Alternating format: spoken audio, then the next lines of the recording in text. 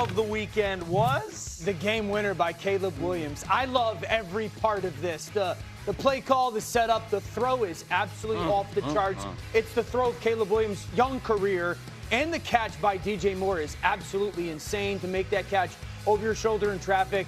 This is a pinnacle moment, a kind of line of demarcation for the Chicago Bears, this new regime into the playoffs.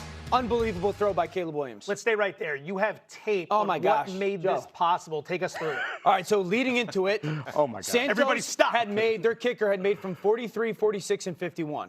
So Green Bay already had the ball in overtime. So you get to right around the 46-yard line if you're Chicago. Number one, defense has to kind of say, no first down, because now we're in field goal range. So everybody on the defense just a little bit closer. We get into 13 personnel, 1 back, 3 tight ends. You got to put people down near the ball. Now look at that secondary, about 10 yards away. We go play fake, ball fake, hard action, 7.5, 8-man protection. Caleb's going to have a clean pocket, peek to the bottom of the screen. That tight end's running a corner out just to make sure we pull down coverage. Now launch the ball. Now when he throws it, look where DJ is. He's on the hash. Do not straighten him up down the field. Pull him all the way across the field. He catches his ball where? Outside of the numbers. That's a big-time freaking throw by Caleb Williams. I love it because the understanding of situational football, like, hey, this defense they can't let us get a first down. Let's go play fake. The second part is this. They were in that 13 personnel formation 7 times in that game. That's the only time they threw it. That's like Ben Johnson's moment right there, being like, this is why I'm Ben Johnson. It's not the play call. It's when you make the play call. So it's his call, and it's Caleb's throw, and 100%. It's DJ's catch, and everybody 100%. Has their shining moment 100%. At that time. And the probability of all those things working out in that way is ridiculous. And you can see, to your point about them running that 7 times and never throwing, or that formation, you can see the safeties creeping down. The point you made about the field goal, you can tell that they were talking with each other like, look, we can't give them any more yards. You watch them sitting there, and the middle field is completely vacated, and then you're just in a foot race. And to throw that ball, it's good coverage. Like, it's tough right there. He has a hand on his shoulder. You're not supposed to be able to catch that ball. All that stuff happens, and it's a pinnacle moment, like you said. And they keep doing it. Week after week, it feels like we're like, this is their moment. Yeah. They beat the Eagles. This is their moment. Yeah. If we arrive. Then they keep arriving again. If we get this version of Caleb Williams, can this team win the Super Bowl? Whoa. We were just having fun. Gotta take it to another level. Chill out. God, man. We were just having fun. Who am I? Yeah. Mike Tomlin. Yeah, man, we had a good night. It's 1 a.m. Let's go home and go to sleep.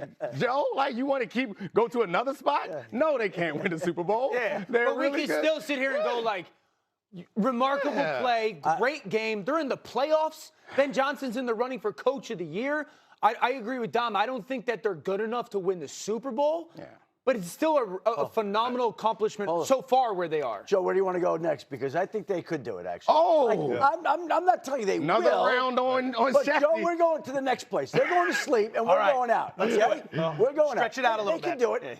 I don't love their Jets. There are better teams. I like the Rams. I like the Seahawks. I like some of the AFC. You know what I like? Why not? Why not? Because for the first 55 minutes of this game, it was bad. I know what you like. Coach, jump in here. I like the way they run that football. Yes. And I love the coach. I love the coach. And here's the thing. I didn't know what he liked. I thought he was going to say defense. No, that defense, I can't say it. I know. Bears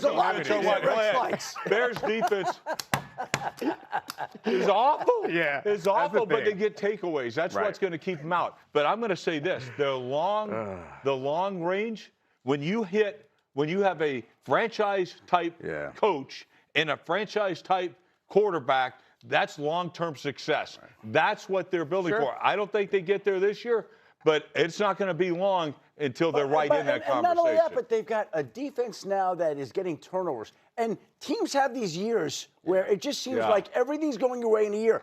And then look at Washington this year. They can't get a turnover, right? But this year, Chicago is getting all those turnovers. I think when you have those... And they covered an onside kick. Yeah. An onside kick. 7-2 in one-score games, number 1 in turnover differential, number 1 in takeaways. Quickly, I want to look at the other side of the equation because they've been battling with Green Bay for the division. What's the latest on Jordan Love and Malik Willis, who got nicked up there? Well, Jordan Love is in concussion protocol, and they will have to see whether or not he can clear it this week to be able to play Saturday night.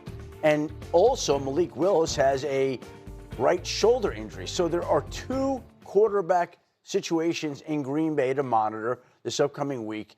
Chicago is a win away from putting away the NFC North at this point in time. Green Bay looks like it's got a playoff opportunity thanks to the Pittsburgh Steelers yesterday chipping in and helping out, but major quarterback question marks this week to answer. All right, our next stop is Philadelphia, home of the back-to-back. You hear that, Dan Graziano? Home of the back-to-back NFC East champion Eagles. Philly clinches the division with its win over Washington on Saturday, a victory highlighted by 132 yards on the ground from a resurgent Saquon Barkley.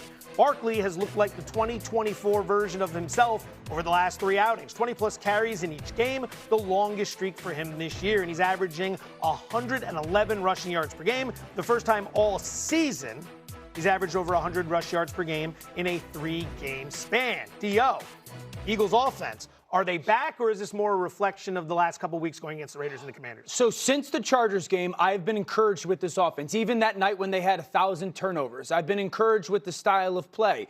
Washington's defense is bad, so I'm not taking a ton out of the performance, but stylistically, they controlled the line of scrimmage a little bit more. I think the two things that I'm most encouraged about when it comes to this football team, one, they ran the ball better. Two, it seems like they're getting healthy at their two most important parts at the line of scrimmage. The thing that I'm most discouraged or concerned about, their kicker.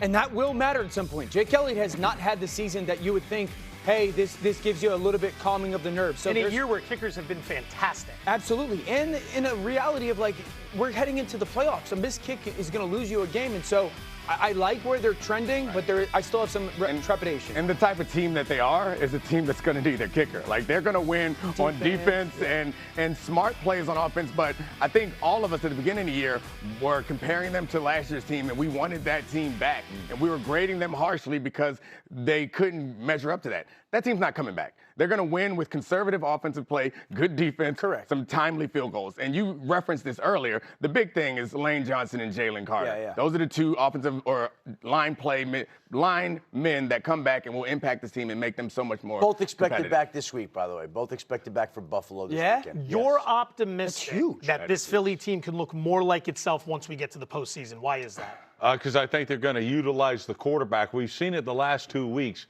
Use his skill as a rusher, and to me, he's got tailback skills, playing the quarterback position. And he's had 7 first downs, 14 times he's run with the football for 79 yards. That's what you're going to get in the playoffs.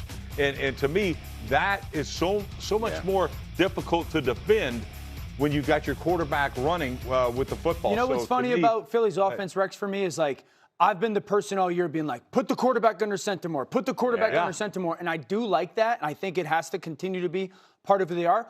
I also love when they go empty shotgun. You know, that's what that quarterback run that you're talking about, because living in the world empty shotgun, I line up and I've got Dallas Goedert, A.J. Brown, Devontae Smith.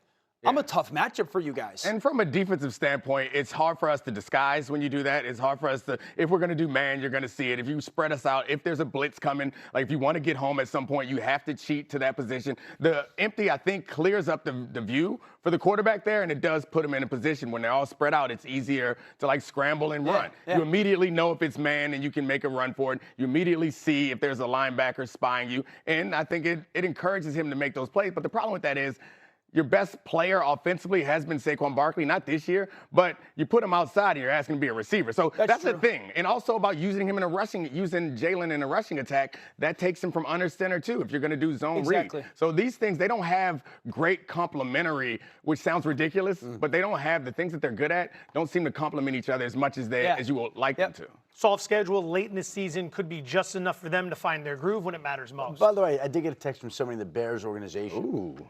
That said, appreciate you continuing the night with us. We will pick up the tab. Don't worry. Dan and Dominique can stick to their curfew and go home. Thank you. Well, Mrs. Foxworth will appreciate that. I'll be at home. Joe and I in the town. That is the type of reporting you find nowhere else. Yo, Postseason.